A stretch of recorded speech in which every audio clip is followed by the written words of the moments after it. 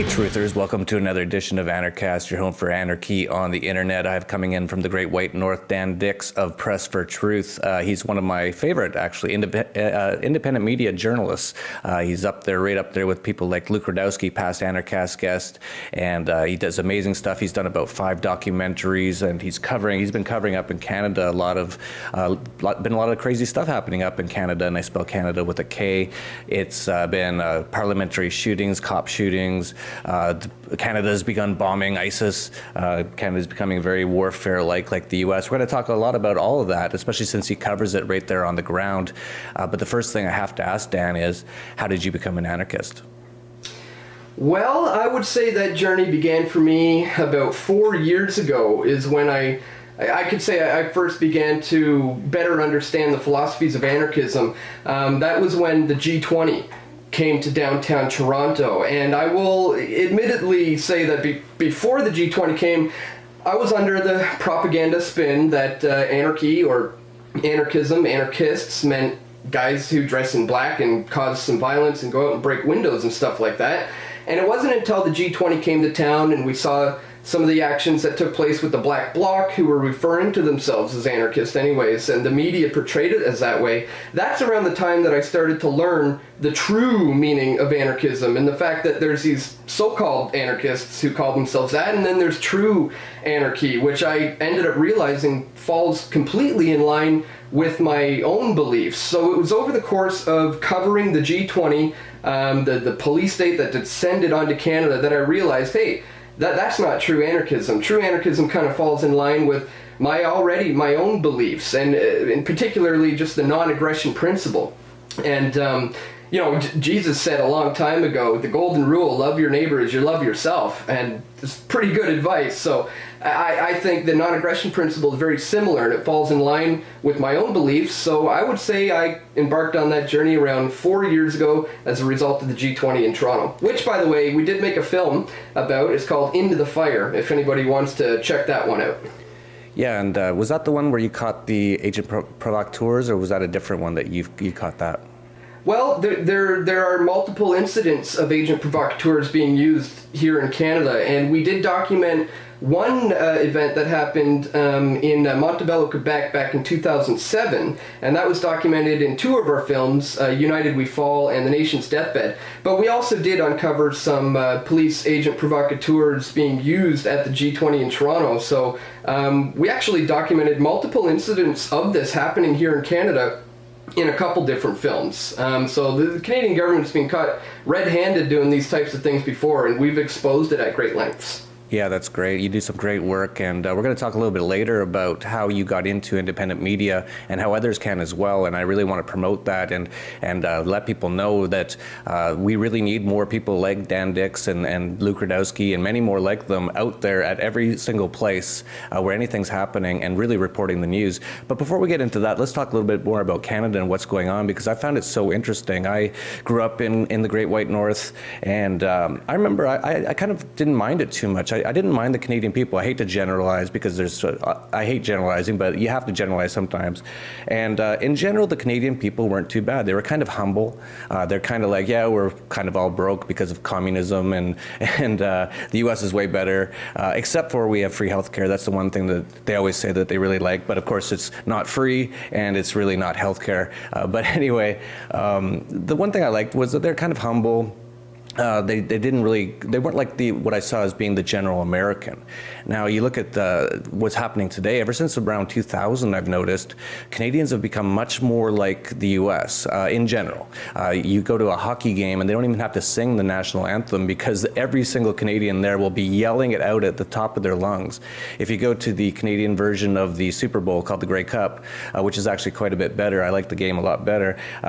You see like the troops fly over the jets and everyone salutes, and they have their hats over their hearts.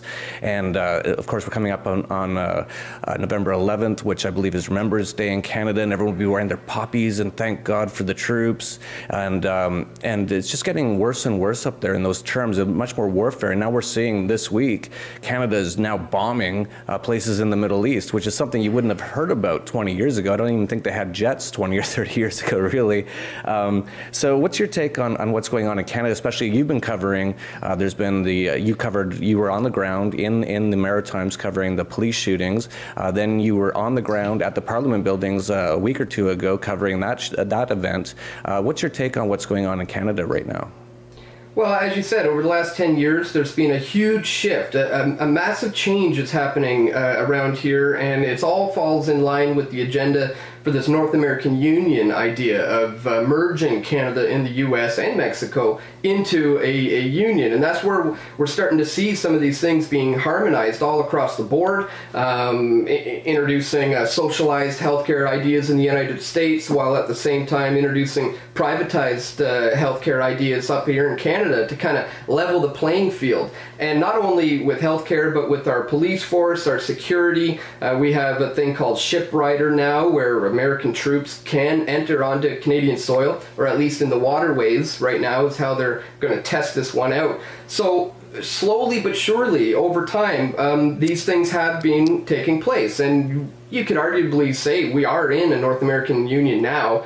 The flags haven't been changed yet. They haven't adopted the new currency yet, but we're pretty much there. And the only last thing to get us kind of more in line with just how controlled the Americans are the notion of us being attacked by terrorists. And now over the last, I'd say 6-7 years, there's been heavy conditioning going on here in Canada to convince Canadians that the moment something happens, the first thing they think in their minds is that it was done by terrorists. And this has been heavy conditioning going on, leading on right up to a lot of events that have been taking place this year. As you mentioned, just recently the Parliament Hill shooting, and just 3 or 4 months before that, there was another shooting. As you mentioned, this young man named Justin Bork shot 3 RCMP officers. Now, back then, they weren't calling that an act of terrorism. That was just murder. That was a madman who went crazy. But the reason why they're not jumping on it like they are now is because, well, he wasn't a recent convert to Islam. He was just a white guy who went crazy. So it doesn't play into the agenda of the Canadian government, who wants to get into Syria, who wants to get into Iran, who's already began bombing Iraq.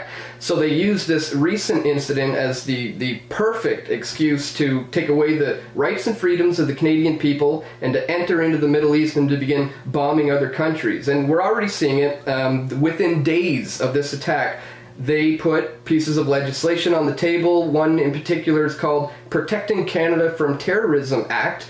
And it gives CSIS, the Canadian Security Intelligence Service, more powers to be able to track Canadians here in Canada and abroad under the Five Eyes program. It gives our immigration minister the ability to revoke dual citizenships of Canadians who they feel may be terrorists. And we have to understand that the definition of terrorism under Section 83 of the Canadian Code, if you really look at it, technically Stephen Harper himself is a terrorist because he is supporting ISIS in Syria, but not in Iraq. So an interesting things are changing here. Some of these bills were even on the table before this event happened. They were going under the guise of anti-bullying legislation, and some of these things were not passed. People weren't going for it. Well, now they're trying to pass the very same things under this Terrorism Act because when people are afraid, they'll accept anything as a solution, even if it means taking away their rights. Yeah, and you did a great video just recently on that because you were covering the Parliament building shooting, and it was really interesting because it's so funny how things have changed in the last 15 years. It used to be people like Luke Rudkowski, who was involved in the great documentary Loose Change about 9/11 and what really happened there. They used to be sort of the outcasts. Oh, these guys are crazy. They're wearing tinfoil hats. And what you found after you did the Parliament building thing was that within minutes or hours, you were having so many people attacking you because you weren't saying it was a false flag attack. So it's really flipped how much that the public is aware that they're being deceived so much that if you actually, as an independent media, don't immediately say it was for sure a false flag attack, that you will get attacked.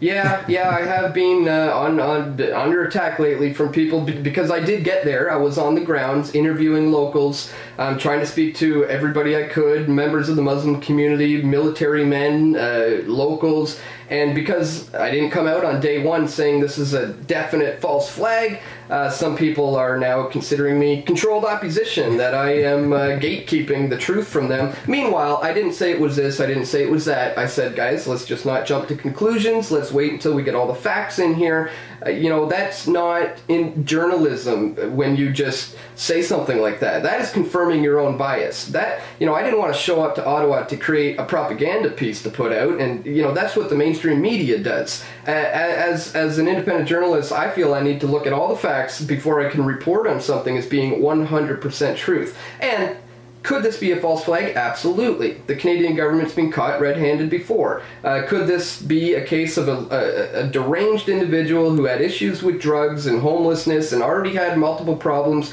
We know he'd had contact with the police. He was arrested once back in 2006. He was arrested again, I believe, in 2011. So we know there was contact. Is it possible he was coerced and set up and kind of incubated and radicalized, so to speak, to carry out such a thing? Very well could be, and we're still looking into all the facts here before we report on whether or not this is a false flag or not. But it's very, very well could be a possibility. But yes, I did come out and say, hey, I'm not going to say it is yet, and people jumped all over me for that one. Interesting, like you said, in these times that it's turned around that much. Yeah, it's incredible, and that's why it's so important that we have independent media like yourself out there, because as you pointed out, the mainstream media has their definite agenda. You can just see it. It's not as bad in Canada as in the US, but it's getting pretty close to being as bad.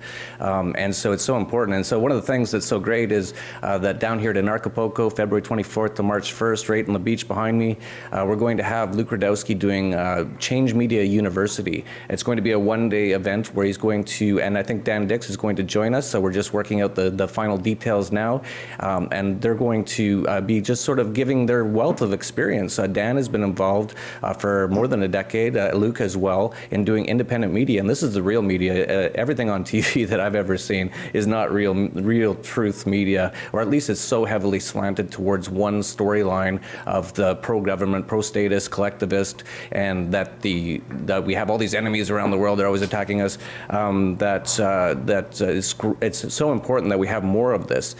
So why don't you tell us a little bit about how you got into independent media and your history in doing that?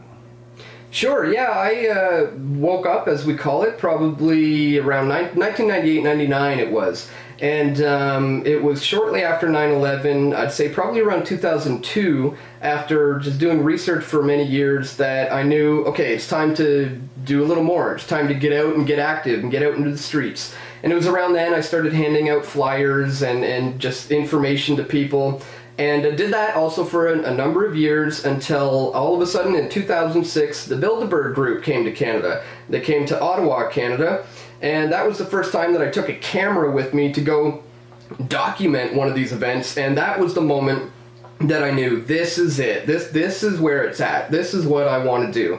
And I just began going to these events and bringing a camera with me, not really knowing what I was going to do with the footage, just knowing this is something that needs to be documented. And I just began doing that. And it just kind of grew, or organically it evolved to the point where I went to a big protest in 2007 in Montebello, Quebec. And that's where the infamous, where the 3 agent provocateurs, police officers, were caught red-handed, wearing the same boots as the other officers when they got arrested. So we documented that event exclusively. And when we got back home and looked at our footage and we said, hey, we have something here. Why don't we try to take a stab at making a documentary film instead of just a 10-minute YouTube video? So I didn't go there with the intention of making a film, but that's just kind of how it organically developed. And when we got back, we started piecing it together into a documentary, and we released that. And before I know it, I'm now making documentary films, and here we are 5 films later. And it was never my intention growing up to be an independent journalist or a documentary filmmaker. It's just kind of the natural progression of where it came when I took that first initial step to say, I want to do something, I want to get involved, and I started my own thing in 2006, Press for Truth, and it just organically evolved from there. To the point now, here we are in 2014, and 5 documentary films later, and we've managed to build Press for Truth now into something where it's actually being able to affect counter the propaganda coming out from the mainstream media, and we're getting set to take it to a whole new level in 2015. So I'll have a big announcement about that early next week about where we plan to take Press for Truth in the future. So that was it. It was a natural progression of just kind of diving in head first and taking a stab at doing this type of thing. And before I know it, this is my career. This is what I eat, sleep, and breathe and do is Press for Truth day in and day out. And it was just all about diving in head first and taking that initial that initial jump into it. Yeah, that's great. And one thing that I hear from a lot of younger people, they're like, well, should I go to school to do this? Or, how am I going to get into something? And I think one of the best ways, and this is something I've done many times as well, is you just start doing something. You just go somewhere, like what you did. You went to Quebec. You were just expecting to take some videos and just see what happens, and it turned out into a whole career for you based on that. And it's also very interesting. The media world is changing dramatically thanks to the internet. We're seeing mainstream media just falling off of a cliff. I think no one watches MSNBC anymore. I think it's like a few people. Larry King left CNN because he actually went to the Russia Today propaganda channel, and he actually said that they should actually play SpongeBob SquarePants cartoons on CNN because they'd get a bigger audience. I believe last month they had one of their lowest audiences ever. I believe the 27 to 54 age group, something along those lines, was somewhere around which is actually the most vaunted age group because they tend to buy more stuff, was something around an average audience of 27,000 people. So people like yourself, people like Rudkowski, people like myself, we all have bigger audiences as a whole in general than CNN right now. So this is a massive change that people don't necessarily even realize what's going on. And we're starting to see internet-based media starting to really take off. And now thanks to technology, I'm here in Mexico. We have very high-speed internet because it's a lot better than the US and Canada because those are third world countries. But my wife was watching in full HD Netflix on a 50-inch flat screen. Look beautiful. So you can get this full streaming HD now very easily. We're seeing live streams from people like Luke Rudkowski. I don't know if you've done any live streams. I'm not aware of it. You have? Okay, great. I think those are going to be huge. So there's so much change going on in media, and a lot of people think, well, I do want to be a journalist. I do want to report the truth to people, which isn't necessarily a journalist in today's terms, but in independent media it is. And a lot of people are thinking, well, maybe I should go to college for 4 years. That's crazy. First of all, you're going to get a ton of debt, and you're not really going to learn anything. You're going to learn how news was done 20 years ago or how it's still done today, and it's basically news reading, off of the teleprompters. So what would you say to a person who wants to get into media today? What would you advise them? Well, take it from me, I am a living example and proof that you do not need to go and get indoctrinated by the state for 4 years to learn how to do this. As you said, we have the technology at our very fingertips right now. You and I are speaking over satellites through Skype, and no excuse anymore. If people want to get involved, you can set up a website for free, you can get a YouTube channel for free. Most of us already have cameras in our pockets right now with our cell phones. So it's because of the technology and the times we're in, it's becoming very, very more easy to get this information out there. And as you said, the old media, dinosaur media is dying. I think there's a huge awakening taking place all over the world. And people are beginning to realize that they are being lied to. They're not trusting what they're getting from the television set anymore, and they're starting to tune in online and look for alternative sources for information, and that's where the dollar vigilante comes in. That's where We Are Change comes in. That's where Press for Truth comes in, because the people are hungry for this information. So we need to take advantage of this time that we have right now before it's, before we don't have the internet operating as freely as we do now. Now is the time to get involved in the fight against the New World Order. As I said, there is no excuse. We have the technology at our fingertips right now.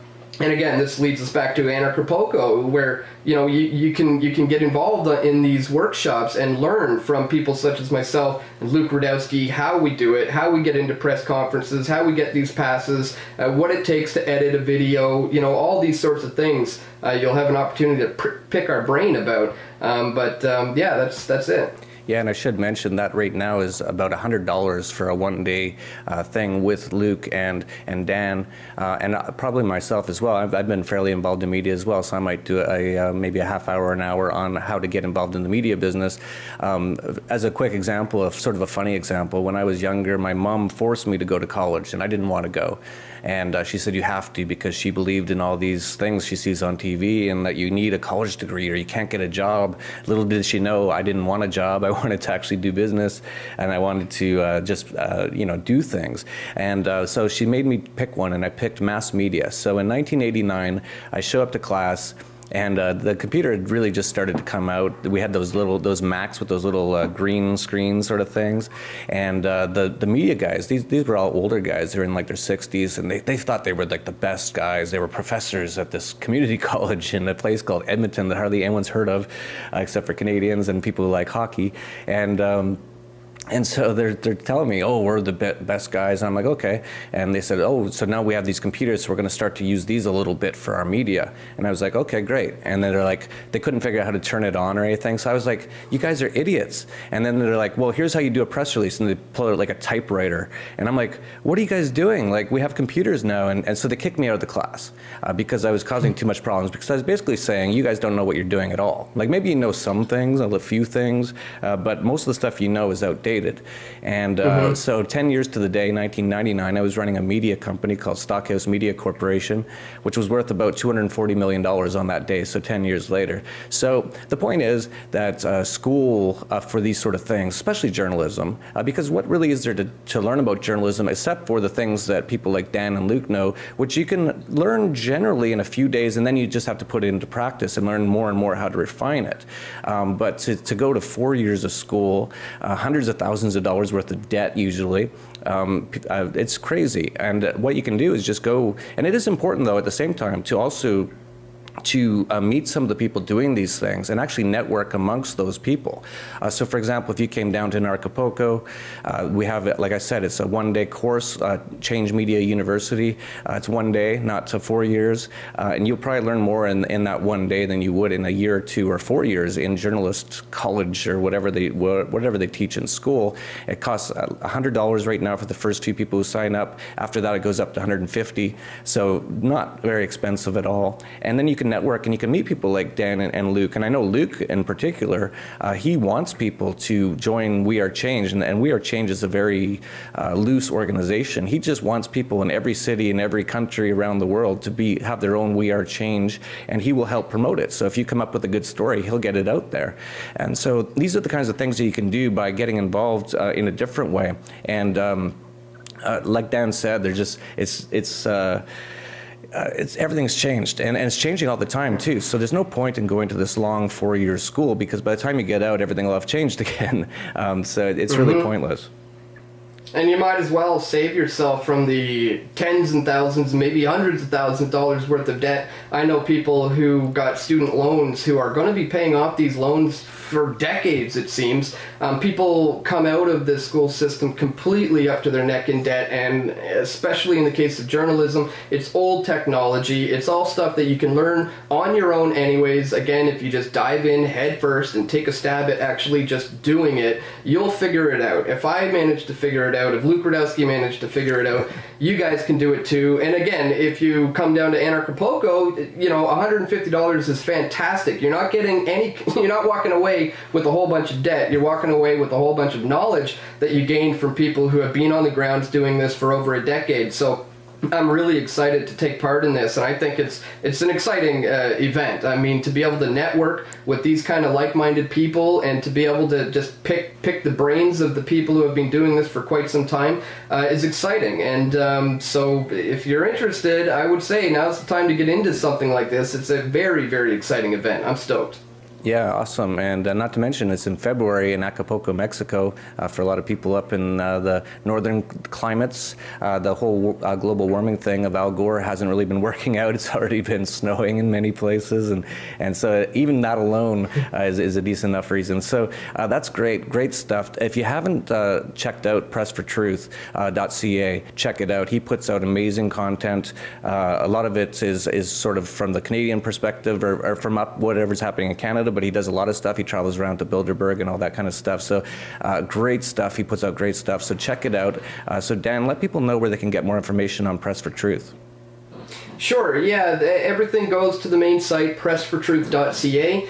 We also have a subscription-based site, pressfortruth.tv, but we're going to be beefing that up and making that much, much better very soon. Everything goes to the YouTube channel, youtube.com/weavingspider. All our documentary films, all our videos go out for free to YouTube. Our intention is to get the information out there. So again, everything is available at the main site, pressfortruth.ca. That's great. And a lot of people say, how can we affect change in the world? Well, this is how you do it. And another way you can do it is just subscribe to these channels. A lot of people forget that's how easy it is to spread this information. For example, I can kind of see right now, I think it's right down there. I don't know which side it is, but it'll say like 1,000 or 2,000 views and like 50 likes. And I see in the comments that a lot of people say, this is great. Well, hit like and subscribe, because that's how we really get this information out there. And do the same with Press for Truth information on their YouTube videos. You don't have to go out into the streets and fight violently anymore. We can actually change the world, and that's actually how we're going to change the world, is through our own minds. And by spreading this information, the more people that have access to this information, the more that things will change. It's actually, we're going into a digital, virtual age at the moment. We don't have to go through these World War IIs, even though that was total BS, but we don't have to go through violent revolutions like in France. We just have to get this information out there, and through that, people will stop paying attention to the people trying to control them so much. So please hit like, subscribe, and don't forget to do that, and then share on your Facebook page if you like these sort of messages. And don't be too scared about what people think. I know that some of your family members are like, oh, this sounds crazy. Well, you don't want to put it in their face too much. You don't want to be just constantly all day telling them they have to get into this. But hitting a little like or a share doesn't hurt at all. And some people might watch this and they might go, oh, this makes some sense. And then they'll click on something else. And before you know it, they're waking up.